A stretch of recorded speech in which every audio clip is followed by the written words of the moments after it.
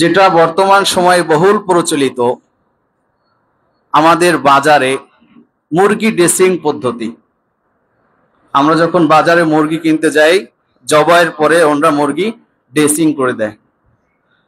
তো এই মুরগি ড্রেসিং পদ্ধতি শরীয়ত সম্মত কিনা এবং ড্রেসিংকৃত মুরগি খাওয়ার বিধান কি?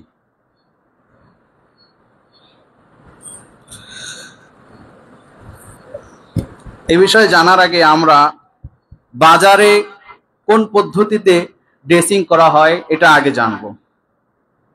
বাজারে যে পদ্ধতিতে ড্রেসিং করা হয়, মুরগি জবাই করার পরে পশম পরিষ্কার করার জন্য, সাফ করার জন্য গরম পানিতে প্রথম কিছুক্ষণ ভিজিয়ে রাখা হয়। এরপরে একটা মেশিনে দিয়ে পশম পরিষ্কার করা হয়। এই পদ্ধতিটি শরীয়ত সম্মত কিনা? এক্ষেত্রে আমরা বলবো,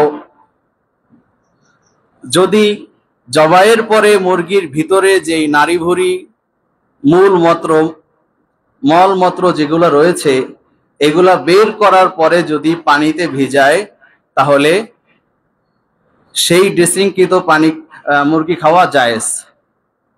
আর যদি নাড়িভুড়ি এবং মলমূত্র বের না করে গরম পানিতে ভিজায়, তাহলে দেখতে হবে গরম পানির তাপমাত্রা কেমন। যদি এই পরিমাণ তাপমাত্রা হয়, এত ফুটন্ত হয়, অথবা এই পরিমাণ সময় গরম পানিতে মুরগি ভিজিয়ে রাখা হয়, যার দ্বারা মুরগি সিদ্ধ হয়ে, গোশত সিদ্ধ হয়ে ভিতরের নাড়িভুড়ির ময়লা গোশতের মধ্যে টেনে নিয়ে আসে, তাহলে ওই ড্রেসিংকৃত মুরগি খাওয়া জায়েজ হবে না। তবে যদি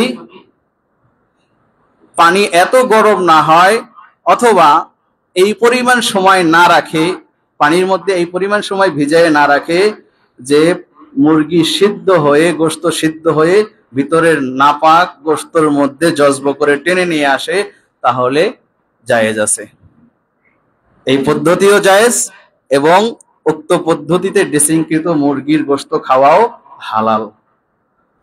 তবে একটি বিষয় উল্লেখ্য, যেই গরম পানিতে মুরগি ভিজানো হয়, দেখতে হবে সেই গরম পানি পাক না নাপাক।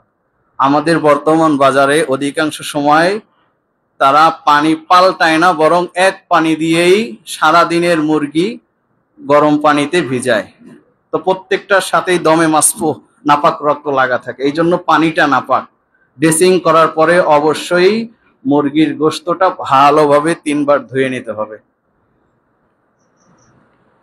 তৃতীয় আরেকটি মাসালা,